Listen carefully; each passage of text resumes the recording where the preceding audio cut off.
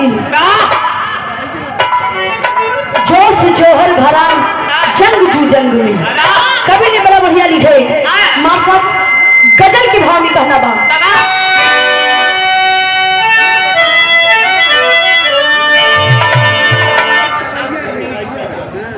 और यहाँ बड़े भैया जी की ओर से अमित न्यूज पेपर 51 विधि की सम्मान की भैया के बहुत भूख रामा कहना बा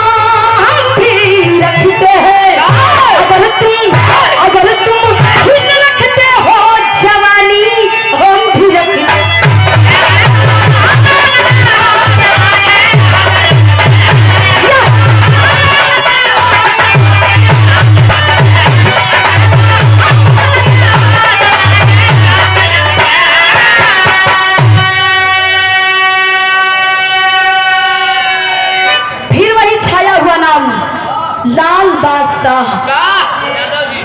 क्या बात है 51 रुपए दे की सम्मान की लाल बादशाह यादव 51 विधि की सम्मान की तो बहुत प्रणाम चाचा जी की चरणों में प्रणाम बा एक सुर में सब जनता की स्वागत बा। लेकिन आई भाव में कहना है तभी ने हमारे दो लाइन बड़ी मानसिक बात में भी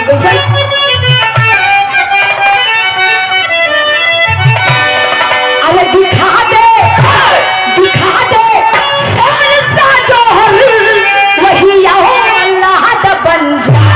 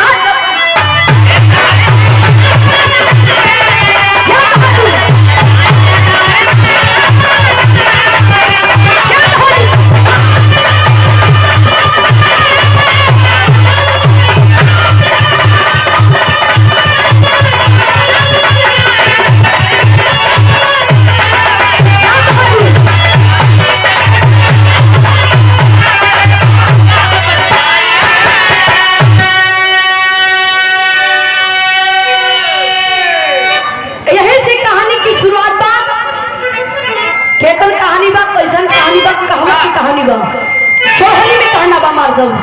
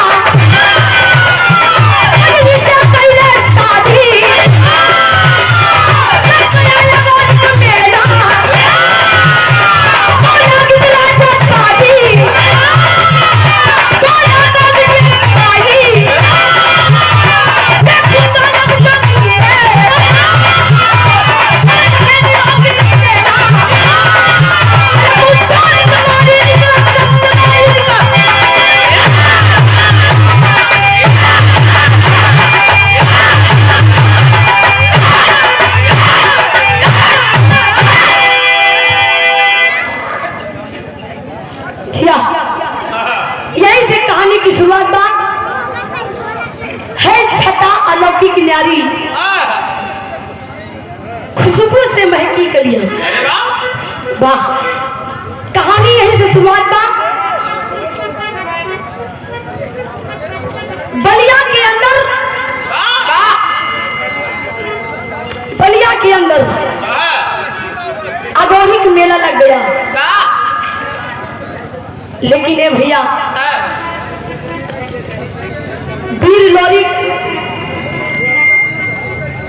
ऐसा वीर लोरी जिसके नाम है वीर लोरी, यादव कुल की वीर लोरी।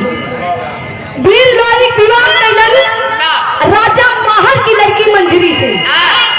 राजा महल की लड़की मंजरी से विवाह कैलन है भैया। जब विवाह कई के सेनूर डाल दिहन, साथ फेरा लिहन। लेकिन ये भैया जब मंजरी का डोला लई के आवत रहे, जब मंजरी के डोला लई के आवत रहे तो रास्ता में को भैया ऑपरेटर भैया, साउंड वाले भैया,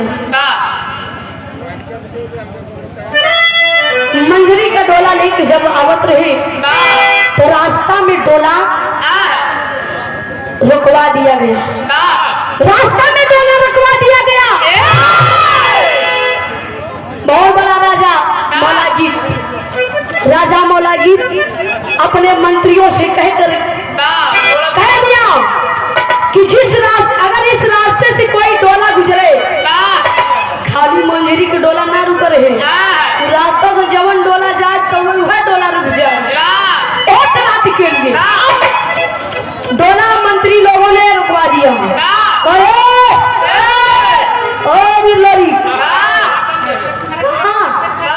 डोला रोका, भीड़ लोरी घोड़े से जब नीचे उतरे, भाई क्या बात है, क्या बात है, नहीं ये डोला यहीं पर रुकना चाहिए।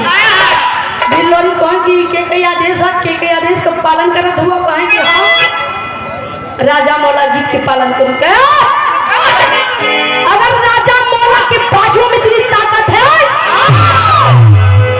फिर लोरी से मुकाबला करी, युद्ध है। लेकिन ये भैया यही सी गीत लग गई। कहना का बात,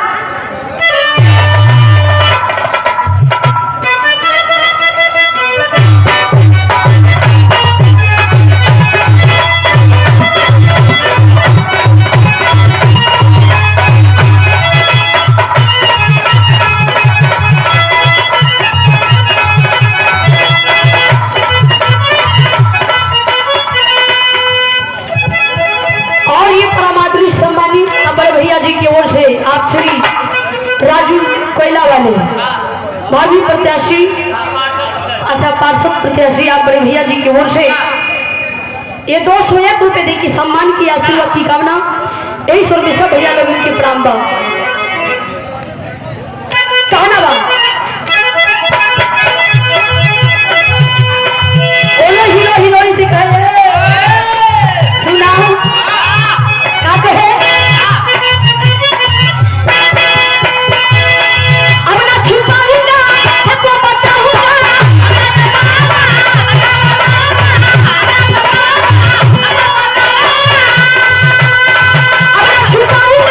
सबको बता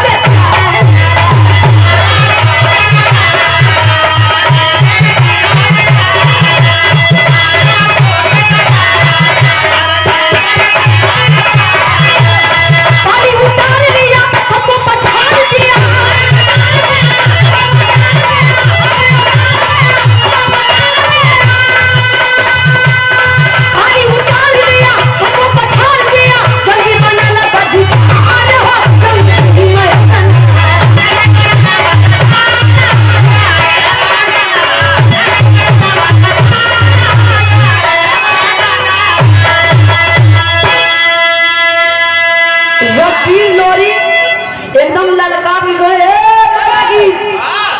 तेरी इतनी हिम्मत, मेरा डोला रुकवा दिया। कहाँ है तू? सामने आके हमसे स्वयं युद्ध कर। ये अंतरी मंत्री भेज से कोनो काम न चले वाला बा। तब वो समय मौला गीत मायावी हाथी भेजा। वो हाथी के नाम रहे करीना। मायावी हाथी भेजा। अजय समय हाथी एकदम खूब एकदम चिल्लाए लाग। युद्ध के लिए हाथी जब ललकारे लाग बिल्लोरी के, तब बिल्लोरी का चाहे हाथी भेजा चाहे घोड़ा भी भेजा, चाहे जितनी ताकत लगाई दो, लेकिन डोला न रुकी। डोला न रुकी तो न रुकी न रुकी। जब हाथी एकदम दहाड़ की चिल्लाए लग, एकदम मस्त हो गए, एकदम झुलगारे लगे, अब हमसे मुकाबला करा। हाथी अपने मन से अपने आत्मा से आवाज दे कि देखा जानवर तो बोल न सके, खाली चिल्लावे करे, लेकिन वो अपने जुबान से ललकार हाथ छोड़ा बना पैर के नीचे इतना कुचलब, इतना कुचलब, इतना कि चटनी बना दी। तब बिल्लोरी कही अरे कि हाथी के तनी मजाल की बिल्लोरी की कहे कि तोका इतना मजाल, इतना मारा कि कभो मार न खाए हुए।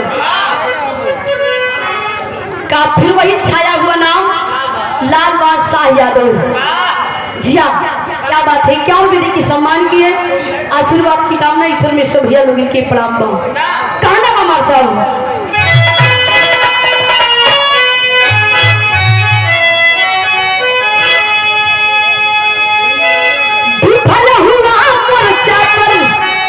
राजा सोचे मंत्री के संग, जय कुंडली का बेटा निर्मल जीत जाएगा। देखिए भैया वो समय जब हाथी अपन पूरा ताकत लगाई कि बिल्लोरी से लड़ कर जब आगे बढ़ी, तब बिल्लोरी सुइया पकड़ के हाथी करीना के पटके लगी। 3-4 बार पटके, उसके बाद उठाई के सुइया पकड़ के उठाई के फेंक दिए। तब हाथी करीना एकदम धरती की गिर पड़ी और एकदम वही रहा, बिल्लोरी कहीं रहा, लेकिन मां सभी की गीत लगी। कैसे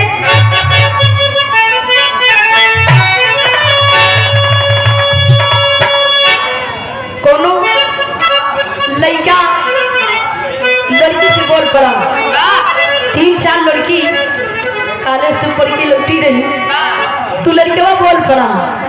जब उड़नी का जमाना ही चला गया और दुपट्टा का जमाना चला गया, जींस से ही काट तमाम ताप हो पाई, लेकिन वो लड़का एक अच्छी नसीहत देगा।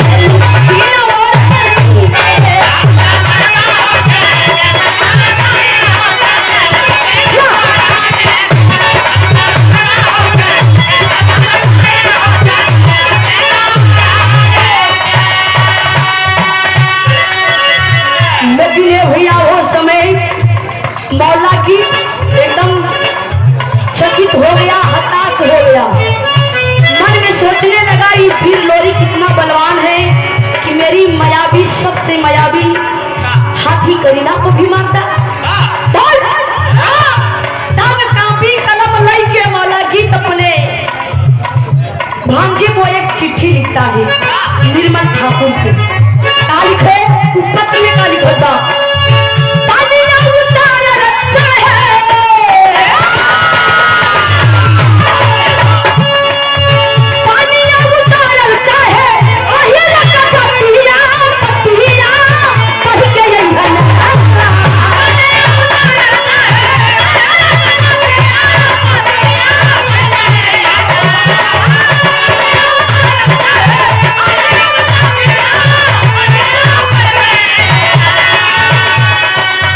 उत्तपिया में लिखा था बोला कि तुम निर्मल ठाकुर के लिए कि यही ऐसन बा ऐसन भी रहा कि हमारी इज्जत पानी कुल ले ले बा कहे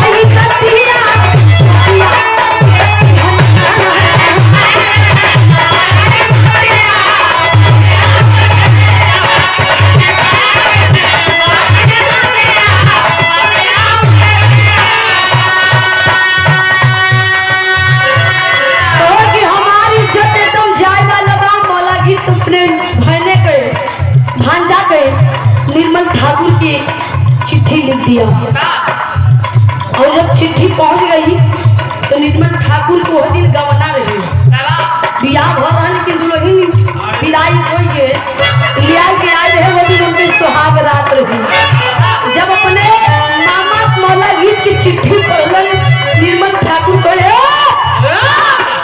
सुहाग रात की ऐसी तैसी मामा भांजे की बात है अगर जहाँ मामा है धुआं भांजे जहाँ भांजी मामा मामा अगर इज्जत जात बार भांजे खड़ा हो भांजे की इज्जत है तो मामा एकदम तैनाती हो उसमें लिखा था कि बड़े बड़े मंत्री हमारी बड़ी बड़ी सेना एकदम कटी गई मरी गई पिटी गई हमारे मायावी हाथी करीना वो भी मर गई अब हमारी इज्जत पानी तोरे हाथे में निर्मल ठाकुर हीरे कलर क्या एकदम उत्पात मचाए बा लेकिन अंतरा के भाव कहना वो कैसन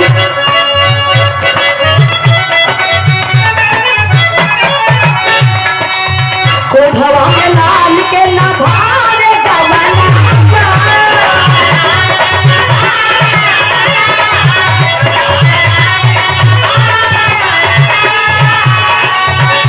साथे लाल भई लाल के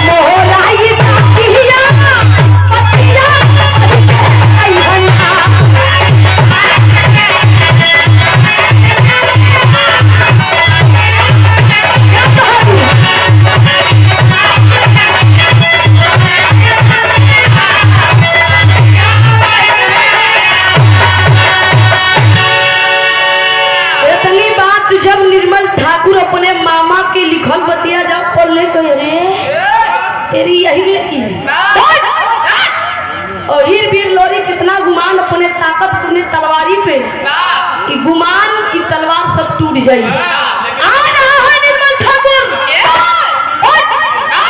लेकिन उनका पता ना कि भाई कितना वीर हो जाके अपने धर्म पत्नी से देखा सुहाग रात बाद में डेट टल गई कि अच्छा भाग तू हमारे घरे आई लेकिन हमार बात सुना ऐसा ऐसा बात बा हमका जाए की जरूरी बा मेहरारू जब सुने निर्मल ठाकुर के तेरी मर्जी की कोई अपनी सुहाग रात छोड़ के जाता है पैसा मारा धर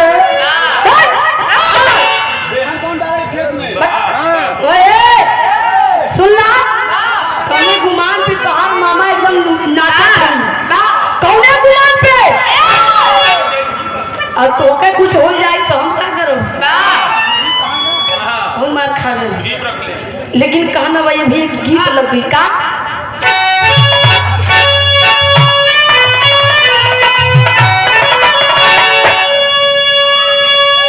आया ना पसंदाई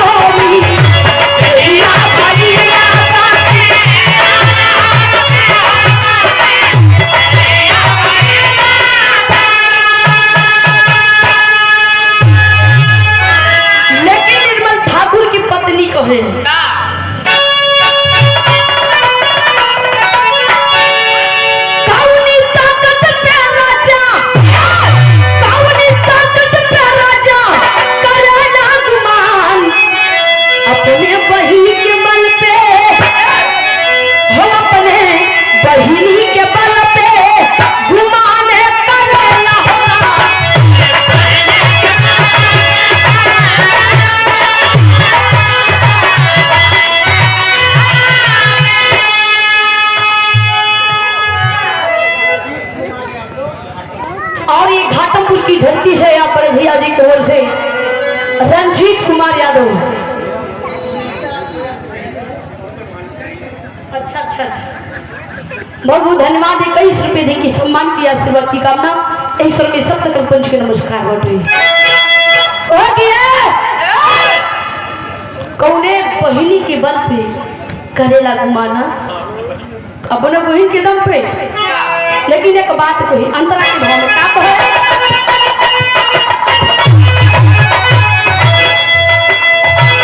अपने लारे खुदा धन के लड़ावे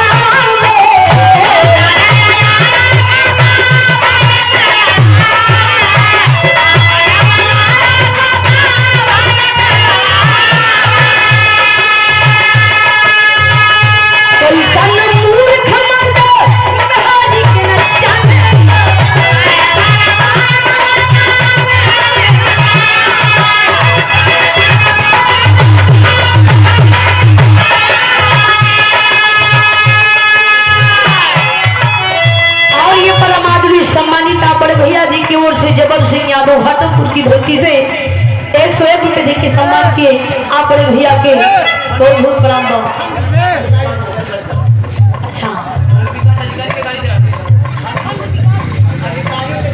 अच्छा खंड विकास अधिकारी के ड्राइवर हुए आप जबर भैया की ओर से बहुत सारा रुपया का सम्मान बहुत बहुत धन्यवाद दो।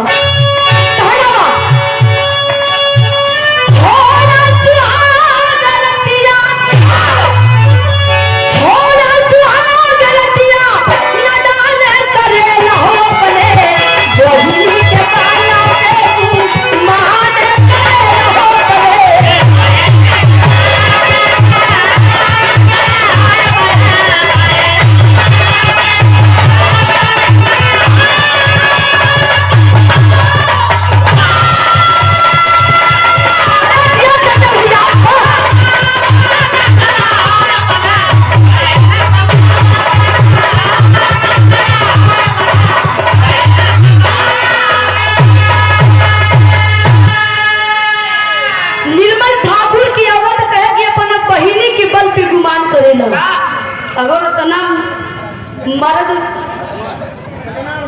इतना अरमान सजाई के हम ब्याह की हाँ अगर निर्मल ठाकुर को पत्नी निर्मल ठाकुर सी को है कि तोहार मामा अगर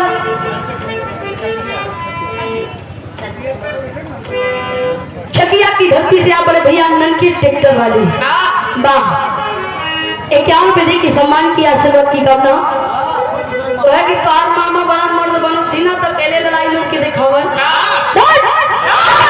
निर्मल ठाकुर एकदम मेरे की बोल पड़ा है हमारे मामा के बारे में अगर एक सब कुछ बोल तो समझ ला कि हमसे अच्छा क्यों हुई ना। आज लड़ाई लड़ने के लिए निर्मल ठाकुर भी लोरी से लड़ने के लिए लड़ाई चल देता है। माँ सब की गीत लोगी का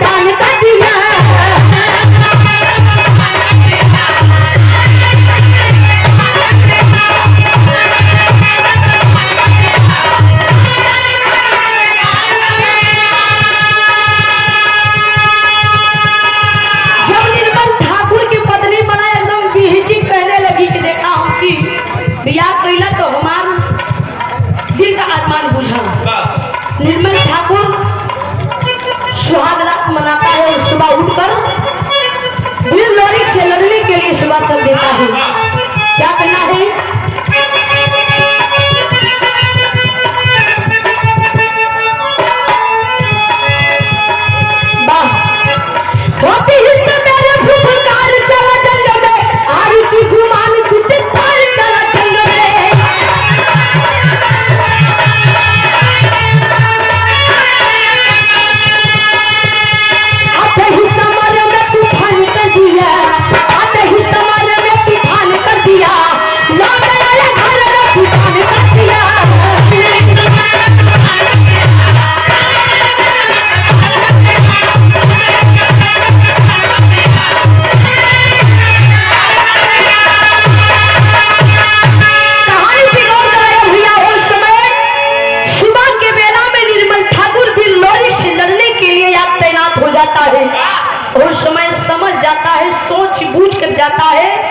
यत जान रहे यत जान जाए। माँ सब की गीत लगी कैसन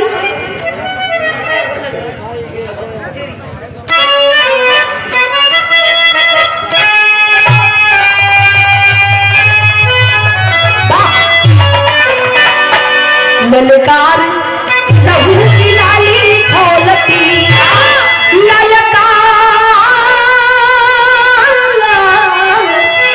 ललकार लहू की लाली खोलती वसुदा समा सम गई खबर में उठी।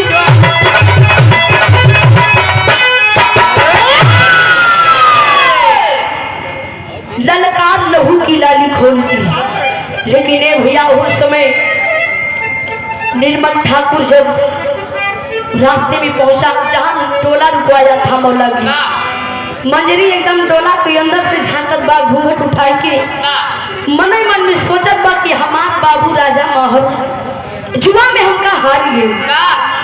प्रमाण बा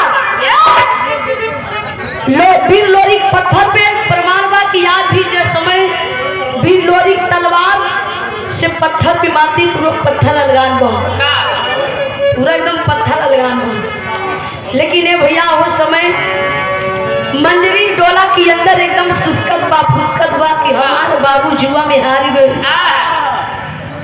जुआ में हार गए। अब या होते मान की पैदा होते मान हमार मौला की ये दशा कर दिया। लेकिन ये भैया उस समय निर्मल ठाकुर जब वीर लोरी के सामने जाता है गरज के बोलता है ये मौला गीत का भांजी निर्मल ठाकुर तुमसे युद्ध करने के लिए सबल बीच मैदान में आया है। मां से गीत लगी कैसन कहना बा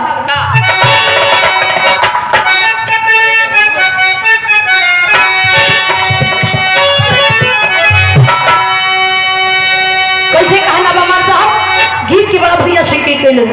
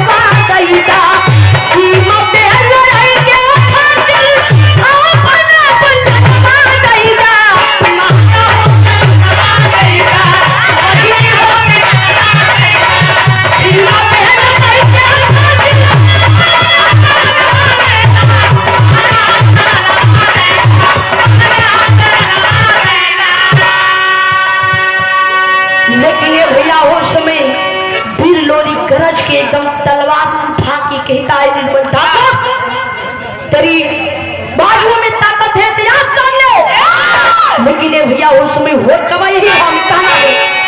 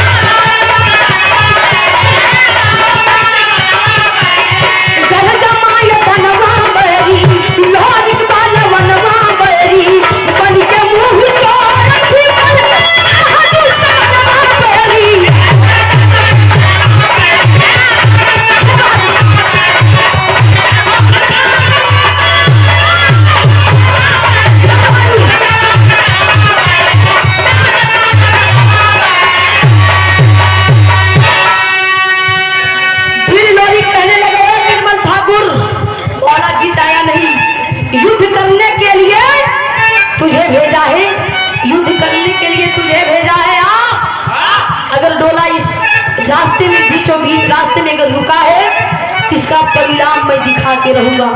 कभी नाम नहीं लेगा मौला की टोला रुकवाने के लिए। लेकिन ये भैया कहना बा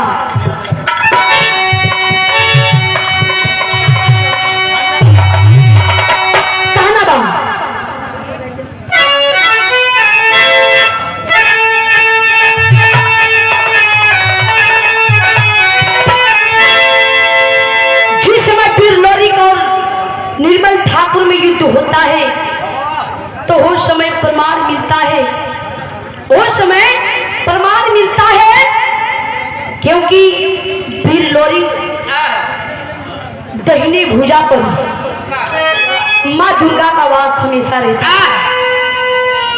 और समय जिस समय निर्मल ठाकुर से भी लोरी से जब युद्ध होता है माँ दुर्गा समझ गई कहना बात कोई सब पासा हो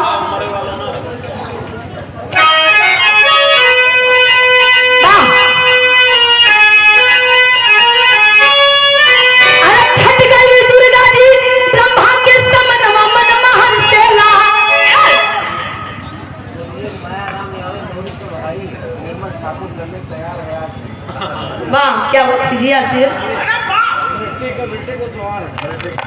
आप बड़े भैया मंडली के जवान माया राम यादव चकिया घाट की धरती से उत्तम गिरी चकिया आप बड़े भैया जी की ओर से 51 पद की सम्मान किया बड़े भैया की बहुत प्रणाम। और आप बड़े भैया जी की ओर से रोशन लाल जागरण की कलाकार चकिया की धरती से 21 रुपये की सम्मान की भैया की बहुत प्रणाम। बस 5 मिनट के उस समय बाद कहना बात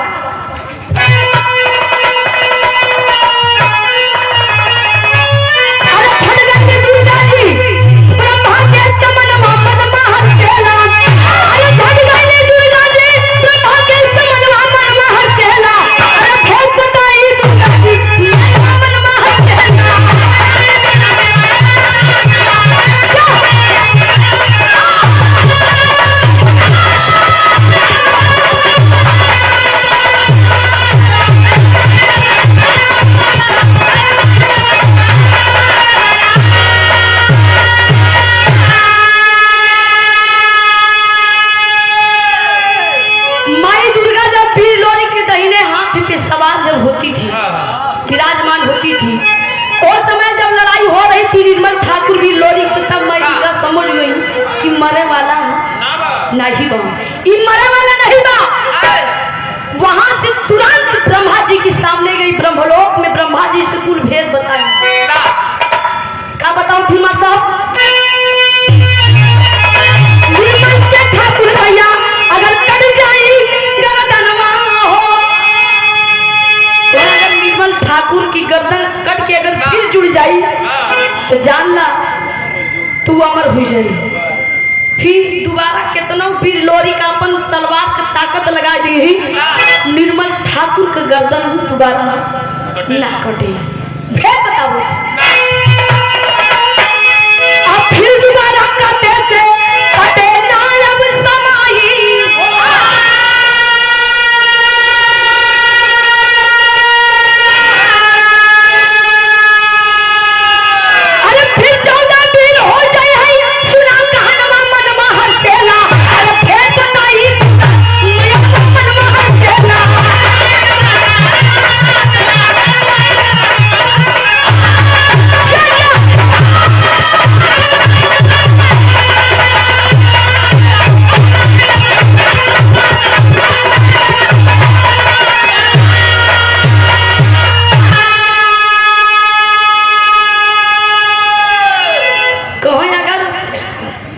मूड़ी कर जाइए तो 14 वीर फिर उत्पन्न हुई जाए 14 निर्मल ठाकुर हो जाइए। ब्रह्मा जी कुल सच्चाई जाने के बाद माई दुर्गा से वेद बताएं कहें जा ये समय वीर लोरी निर्मल ठाकुर की गर्दन उतरी है तुरंत जाके गंगा जी में स्नान करने के लिए जाएगी वो गर्दन निर्मल ठाकुर के गर्दन जिसमें फिर लोरी की तलवार जब लगेगी गर्दन पर जब गर्दन कर जाएगी तो गर्दन जाए कि निर्मल ठाकुर की गंगा स्नान करने जाएगी। जब गंगा जी में डुबकी लगाए चले तब दुर्गा जी अपनी दहिने अंगूठा से दबाएगी जब बाहर निकलवा न करे तो 14 वीर नहीं 17 वीर कितना वीर पैदा न हुई आधा के भाव में कहना बा क्वेश्चन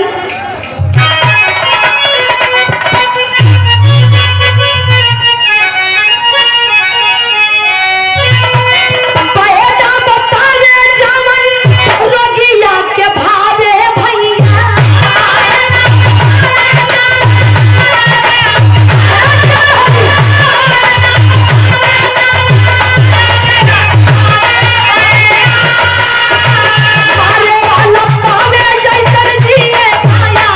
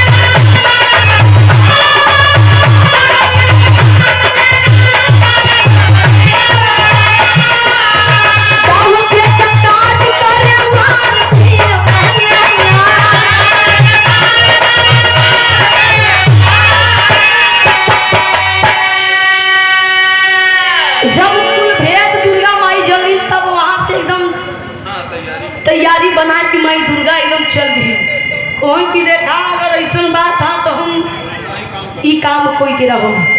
अब याद माई दुर्गा पूरी तैयारी करके चलो थी निर्मल ठाकुर की गर्दन दबावे खातिर यार भी लोरी और निर्मल ठाकुर में युद्ध होता माँ सब चेंज करके आवता।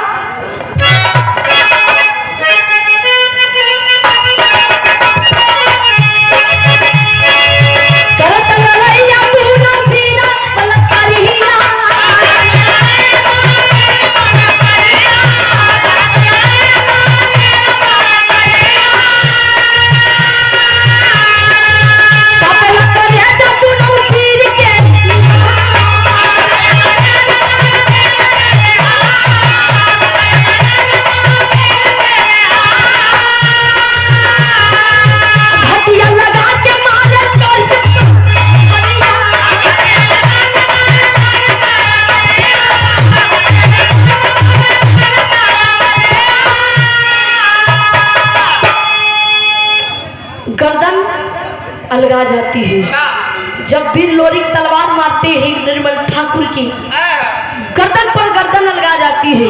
अच्छा से गर्दन उठते उठते गई गंगा स्नान करने के लिए जब गंगा में निर्मल ठाकुर की गर्दनवा जब डुबकी लगावे जैसे चले वही पिछवा से माई दुर्गा ही बाएं अंगूठा से दाएं अंगूठा से दबाई निकला ना पाओ।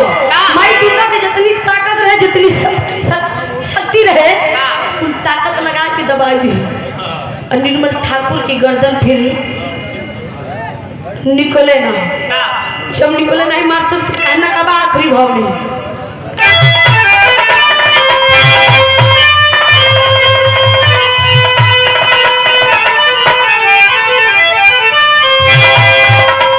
जब माई दुर्गा निर्मल ठाकुर की गर्दन दबा देती है तो वहां पर फिर उसकी मृत्यु हो जाती है। यहीं से कहानी की समापन का आखिरी भाव कहना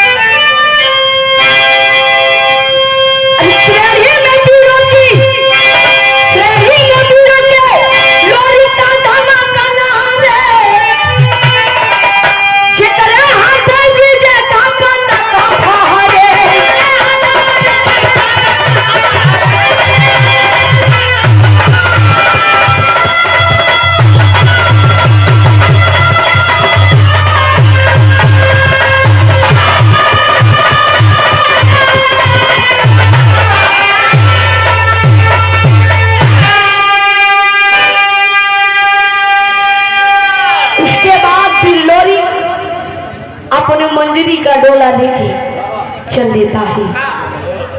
लेकिन ये भैया मौला जी खींच कर रह जाता है और कहने लगा ये तो हमारा भांजे वो भी इस दुनिया में रहा नहीं। गुरु घराने का परिचय